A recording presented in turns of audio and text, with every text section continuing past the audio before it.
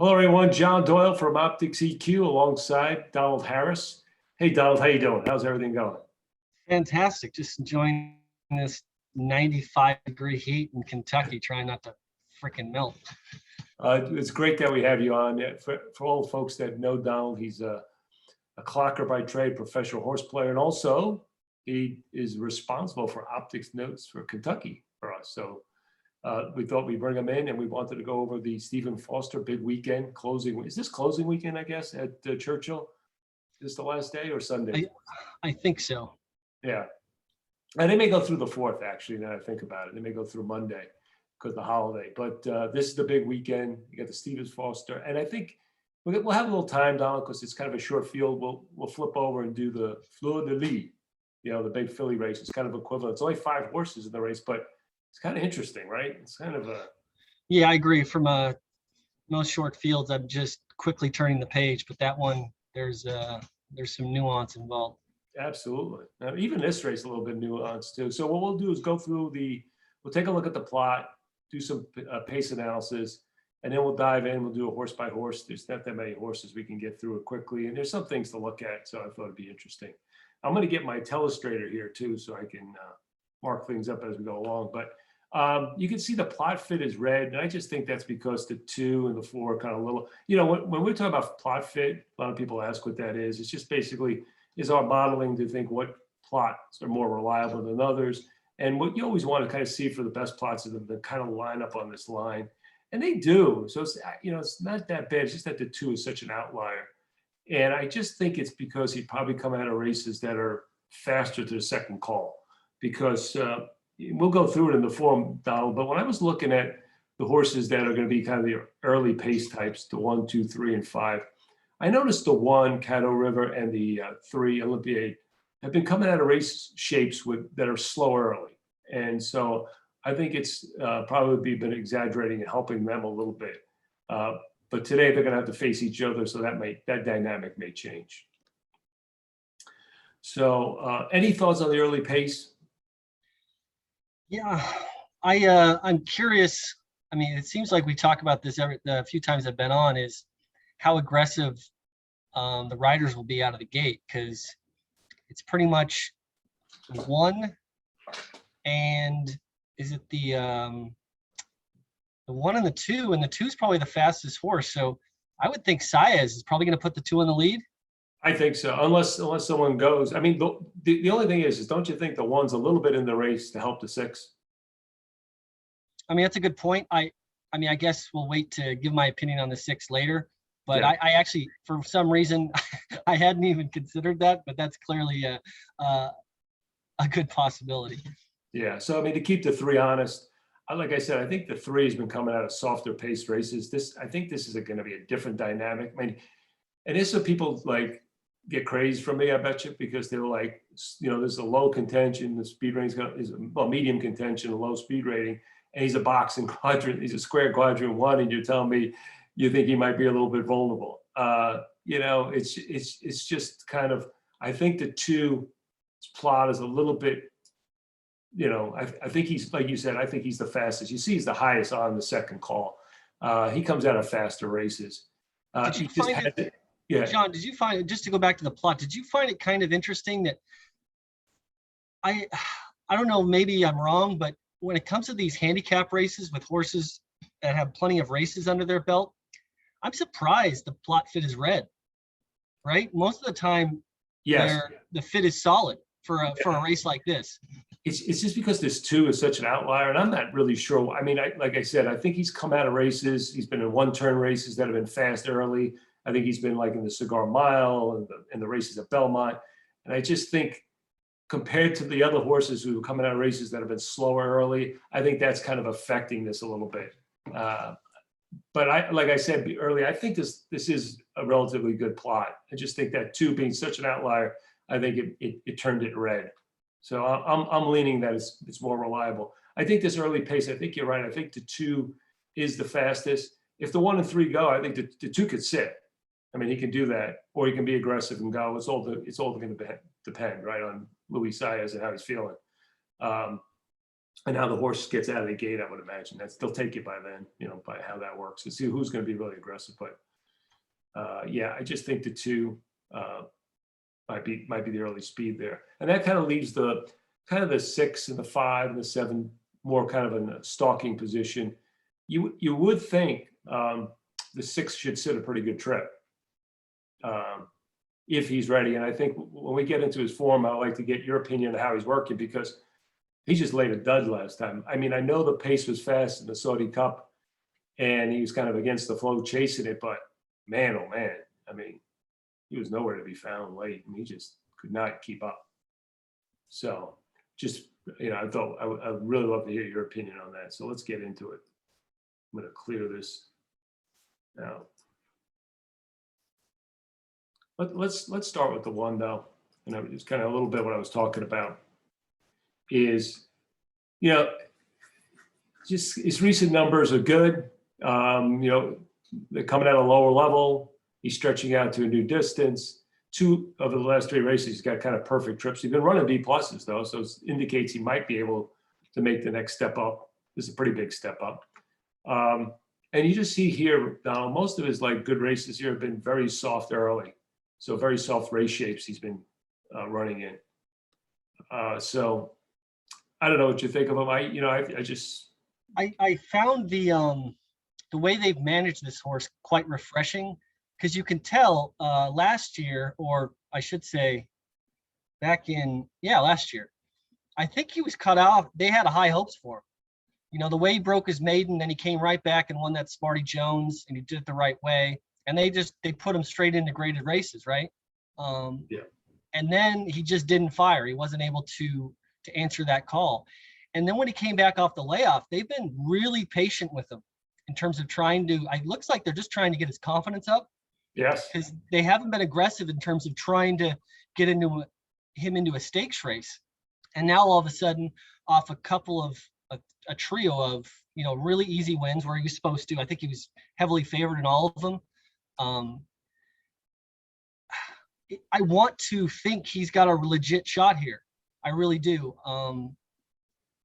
But it's probably a little bit of a reach. I've just always liked the horse from his very first race. So there's something about the idea of a horse regaining confidence and the barn staying patient.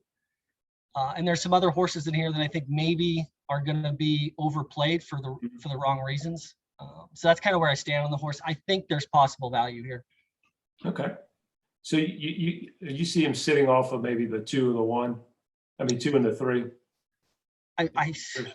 I would expect the tactics to be super aggressive early and see where he sits after that opening furlong.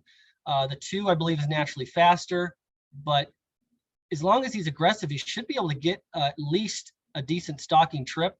But of course, that rail could be the difference maker, because his big races have been pretty much either on the lead or sitting right off the flank. And there's a possibility he's going to have to prove he can sit a pocket trip, and a pocket trip against this quality. So that's kind of the tough thing. Yeah, that's tough. But like you said, if you're going to get, I think his morning line is about 10 to 1. I don't think he's going to get played at all, because they're going to, what you said early about this horse is in here more to help Mandaloun.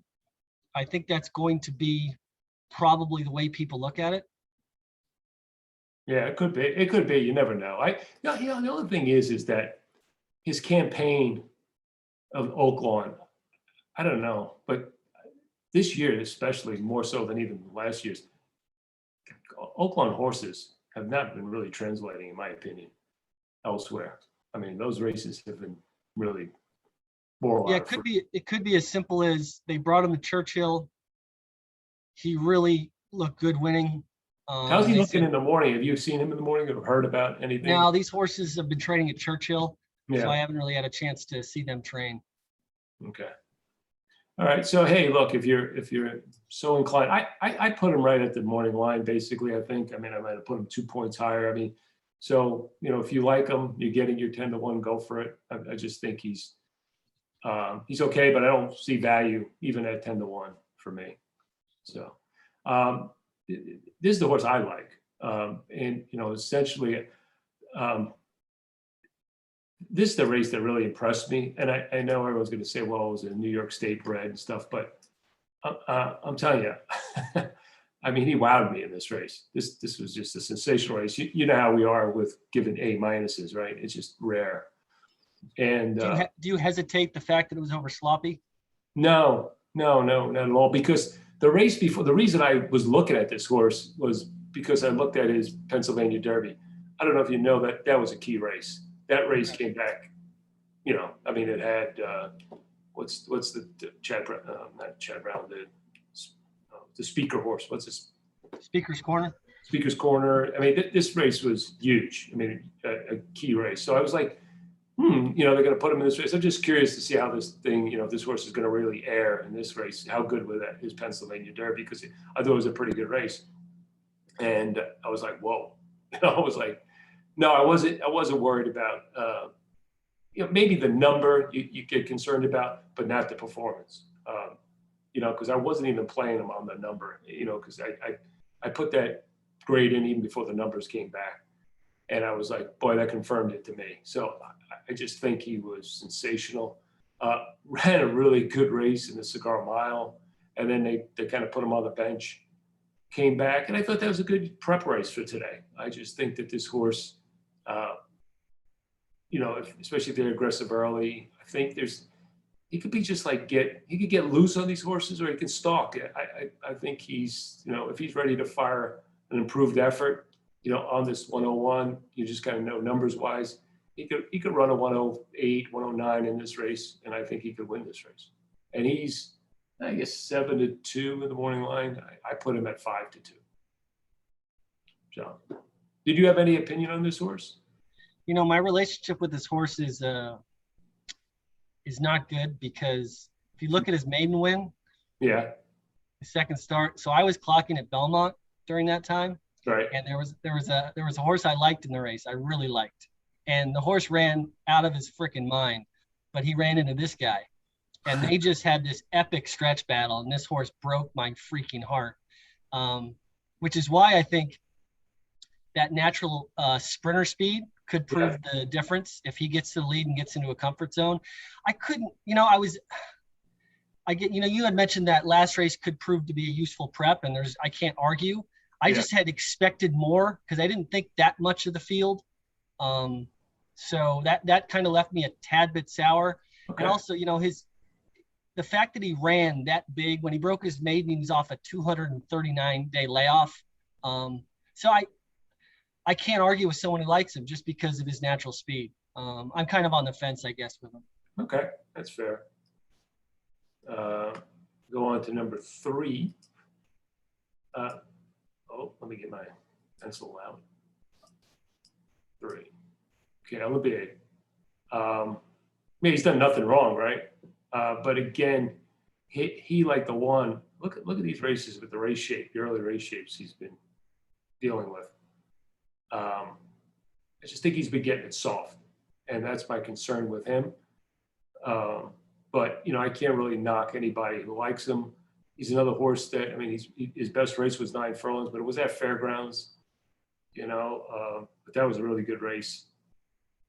You know, you can't knock this horse. I'm just, and he plots the best. But I'm just worried about the pace dynamics today being a little bit faster than he's used to. Yeah, I mean, I suspect the Connections think they're the best horse in the race, and they're going to try and get that garden trip where they let the 2 let the 1 go and sit. And like you say, maybe he has to prove a little bit in terms of, if this pace scenario is more heated early, is that going to change his ability to finish? You know, you see a horse with this many wins, you're not going to get too negative. But you know, you're not going to get much of a price either. So I think he deserves to be the favorite. Right. And again, I guess it was the, just to go back to the 2 for a second.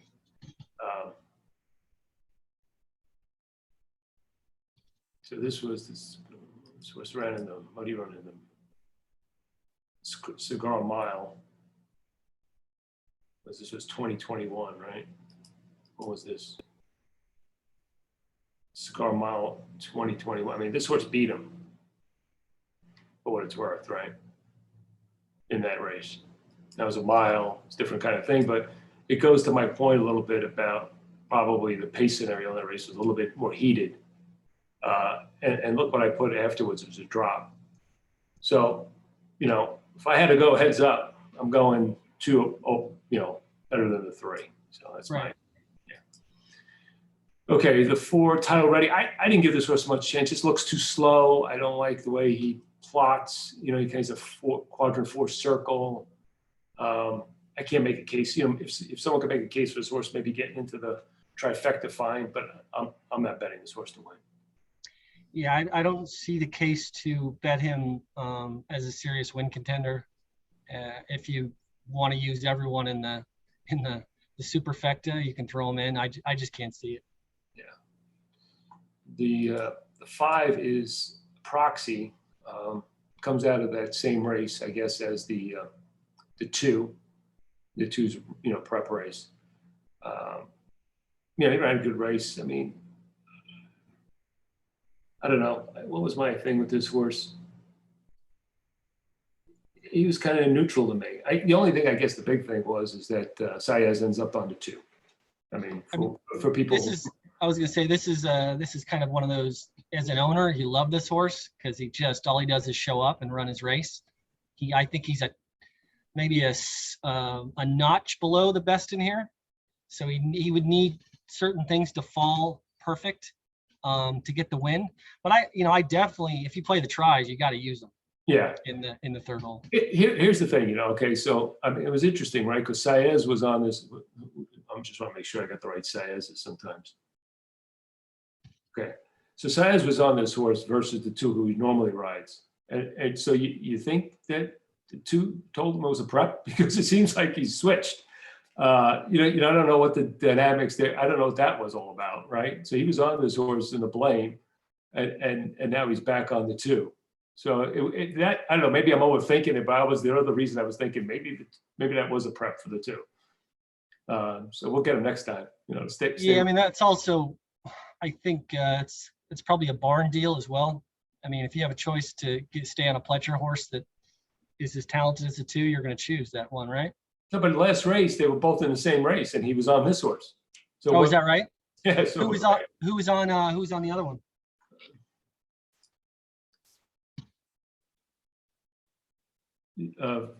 Look, see, Saez says in Giroux.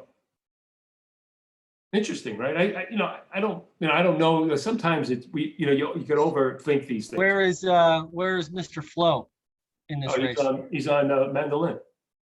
Oh, okay. Little bit of a interesting, right? It's kind of an interesting change of jockeys. I don't look at, especially right. I do look at in these small fields like this because it's kind of interesting. Yeah, it's a factor, but it's not. The only other thing I didn't like about the 5, just to go back to the plot for a quick second, I just don't like where he plots. No, that's not what you're looking for. Yeah, so that's why I was against him. The 6 is Mandolin, and I have to ask you, do you have any sense of this horse? Because I'm out on the horse. If he wins, he wins, but I won't use him. You won't use him. Okay, have you seen him? Have you seen him working recently? Or no. I mean, I know he's going to get attention just because he went through the Triple Crown Trail, but the idea of making that massive trip and running that race and then coming back and moving right into this, I think that's tough. And you're not, in terms of pricing, I can't imagine he's going to be. I mean, what do you think? He's going to go off at like 3-2, or am I overreacting? He'll be. I think he might.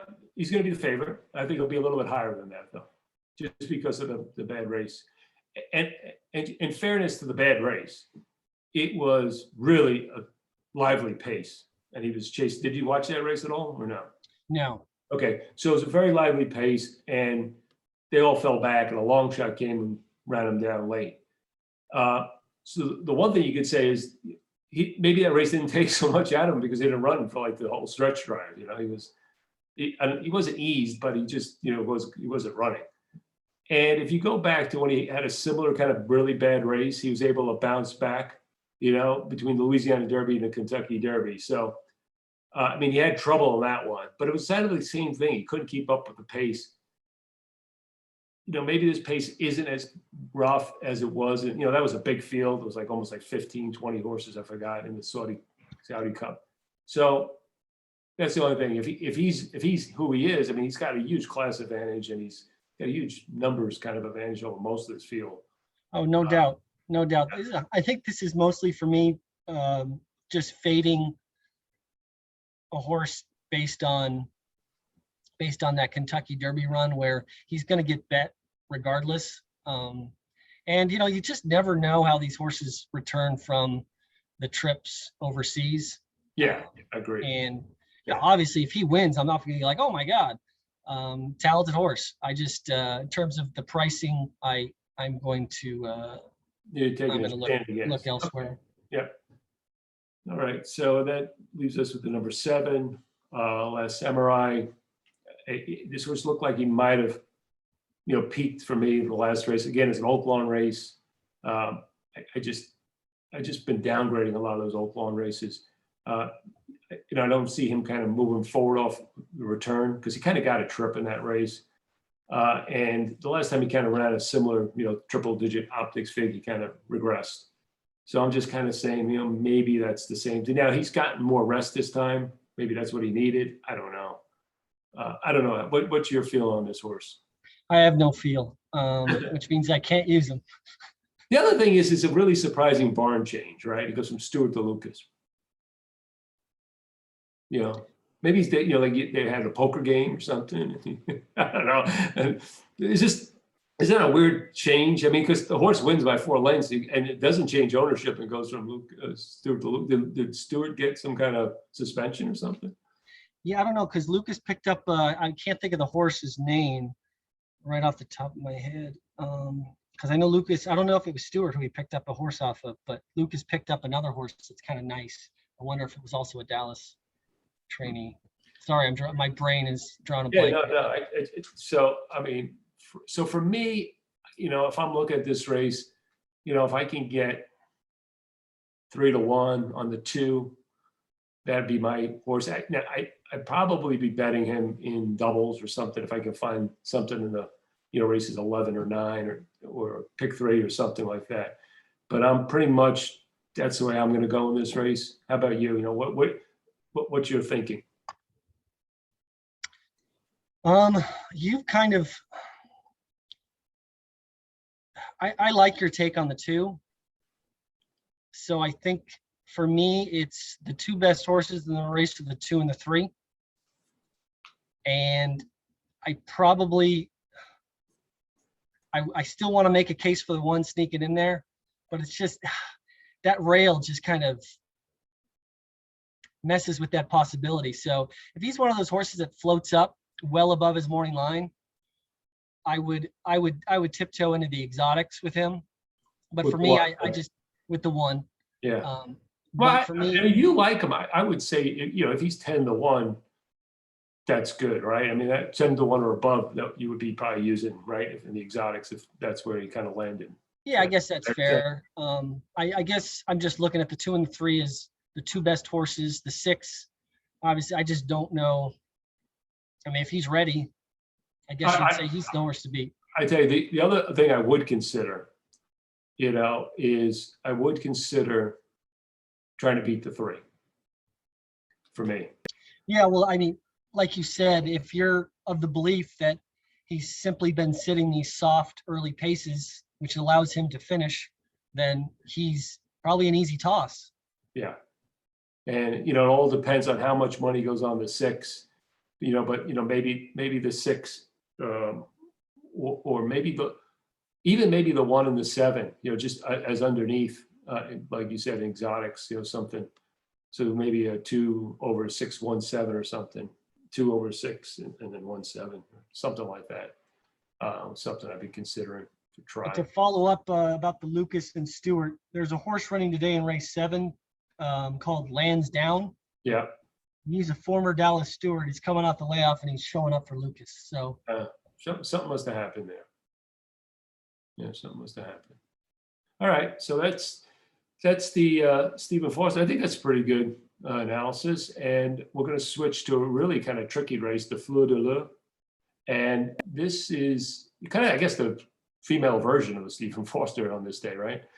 And it's tricky. It's 5 horses. And, you know, when you kind of look at the plot, I would say, for me, the 3 is a toss. Okay, and I think the 3 is going to get money. I just think I think the 1 is going to introduce a lot of speed in this race. Yeah, the 1 and the 5, I think, make the 3's chances very unlikely. Especially at 9 furlongs. You know, that's what I would think. And so I think what it does leave open the fact that maybe the 4 can sit one of those trips right off of those 3 horses.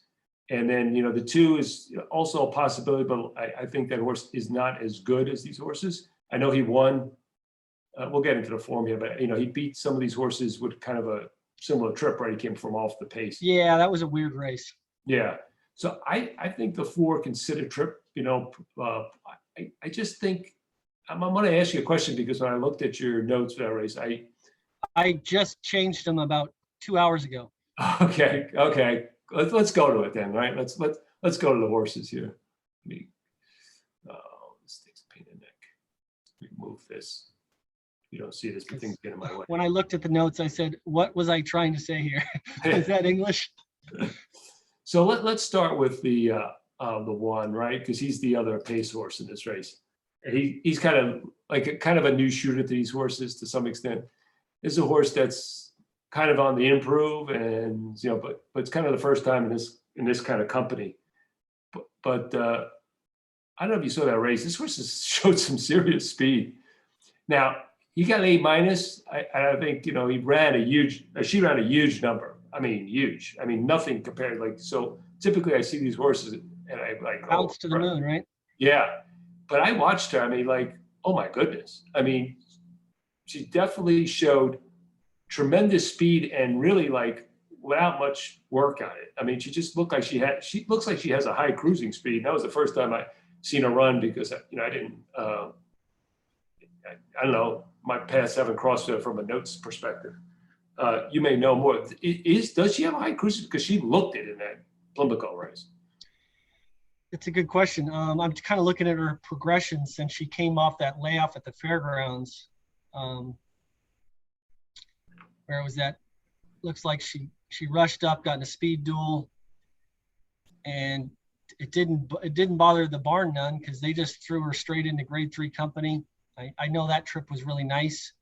I can't remember who was in front of her that day, but it's been stepping forward in each drill since coming off that layoff. And maybe it's one of those fillies that is just found another gear. Yeah. You know, sometimes when they get right, just like when they get wrong, they're wrong, but when they get right. Now here's the other thing: Talamo gets back on his horse, which is interesting.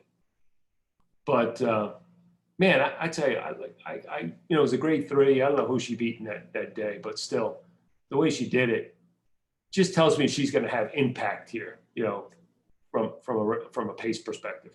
Yeah, absolutely, because you know they want the lead.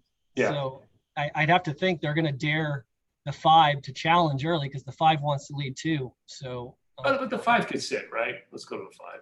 She could sit. I mean, she doesn't have to have the lead. I mean, yeah, maybe you're right. I mean, I've seen her sit here, right? She's probably more effective. Like, I agree with you. She's probably more effective but I think she could sit. But yeah, I mean, if they decide to sit in the 1, yeah. Go ahead. I was just going to say, if they decide to sit and give the 1 the lead, that's giving right. Giving a main rival their trip, right? So right, or something. Yeah, it'd be tough to reel in, or she goes with this, you know, she tries to put pressure on the 1. The one has that high speed, and you know, this could definitely leave her vulnerable late. Now, the one thing I got to show you about this horse, and you probably know this already, but look at this horse at Churchill. I mean, that's a pretty good Churchill record. What happened last time? Yeah, I don't know. Well, you tell me what happened last time. I'm still ran a B though, right? I mean, Yeah, still winning not a effort. good race. But, you know, like I said, she's going to be what? What do you think she's? I mean, the morning line on her is a little surprisingly high. Let me just pull it up here. 9-5. That's the joke, right? I mean, don't you think she's going to be at least 3-2 or less? I would guess. I mean, because she's the class of the race, right? I mean, it's not even close. So let's look at the 3 because that's the other speed horse. I think this leaves her vulnerable, and I just questioned her at 9 furlongs. You agree with that? I don't disagree. Just with the way, you know, when she's floating out throughout that stretch run last time, Yeah, I didn't like that it's at generally all. not a good sign Yeah. to stretch out even further. All right, so we're against it. And then to look at let's look at the. I guess we're left with the 4 and the 2. Let's look at the 2 first. She's the one that kind of swooped the field, right? I mean, she's never run anything like that, you know. But it was against some of these horses, right? I think it was against the 3 and the 4. 3 and the 4, yeah. Right, so she kind of swooped the field, and yeah, it was kind of a borderline tactic plus kind of race. yeah, I don't know, you know, but she, you know, the pace wasn't like crazy though. I mean, it was kind of an average. I'm telling you, it was just a strange race. It really was. You get those at Churchill, don't you? Notice that?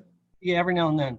Yeah, and then the 4, I thought, okay, so she was, yeah, I thought that was a little bit of trouble in that stretch myself. Okay, I know she looked intimidated. I know the horse didn't hit her. Kind of came over on her. She was kind of squeezed a little bit. I thought she was crowded. I thought there was at least traffic there. Yeah, I debated scared and just trouble. Yeah. I just landed on scared, but I'm certainly not stubborn enough to say it's not trouble, because it definitely, like I said in the comments, it probably cost her a better placing, because right when that happened, she lost momentum. She flipped to the wrong lead right when it happened. So.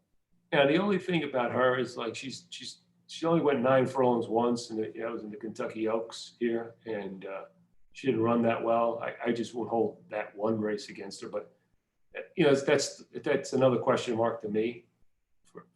Is the 9 furlongs. So you know, I think she could probably sit at, you know, a decent trip. You know, but I don't see. I'm not worried about the distance. Yeah. And then the only reason I say that is she does have kind of a grindy feel to her, and that Oaklawn Park race where Emily's got the 2 moves. Yeah. That to me suggests that she's got more in her. You know, if she does that at 8.5, then why couldn't she get that extra half furlong? So yeah. So I kind of landed on her. I thought she would trip out. And I thought, for me, the value plays in here would be the 1, you know, just in case that horse could get loose, get that high cruising speed, just not come back to the field. And I kind of like this one. I'd be kind of tossing the 3, you know, 2 maybe underneath, and playing a little bit against the 5 if she's really short. That would be kind of my idea here. But a fair price on this 4, I thought. Let me see what I came up with. There came up with 5-2. I thought it was fair. Should be, but I think she could be right there, 5-2, my guess. And yeah, so for me, 4 and 1 are the kind of horse I like in this race. What about you? I'm on the same horse. Yeah. I think she sits a trip, and I'm kind of forgiving her for that. You know, she was 2-5, so that was disappointing effort. But I think she bounces back. Yeah, this is gonna be her 3rd race in a form cycle too. So maybe she's ready, and she's pretty consistent, isn't she? I mean, she's just a good board hitter. I mean, look at that, exact in how many straight races, and I would argue that trouble. Yeah, she could have won that race actually. That last race. She definitely could have been 2nd. That's for sure. Yeah, I think 2 kind of came over the top maybe. And then the other race was, grade 1, it's a big race. And when she was a 3-year-old, so. Okay, so that's it for us. Just to let you know, folks, that we're going to have a special. It's Optics Plot. Let me go to the buy here so people can see this. So we're going to get Optics Focus in with if you buy a silver plan. So let me bring it up. Yeah, and what it is the last 6 races. It's going to be a wagering guide, with all our odd lines and all the good stuff we bring in Focus. And yeah, I think that'll be good. It's going to be free if you buy a silver plan. So any silver plan you buy, that's going to be active the day, July 2nd. So check that out. And Donald, hey, thanks a lot for joining. I appreciate your time, your effort, your expertise. Always fun. And yeah, it should be some good racing Saturday at Churchill Downs. So thanks for everyone for listening, and check us out at OptixEQ.com. Take care.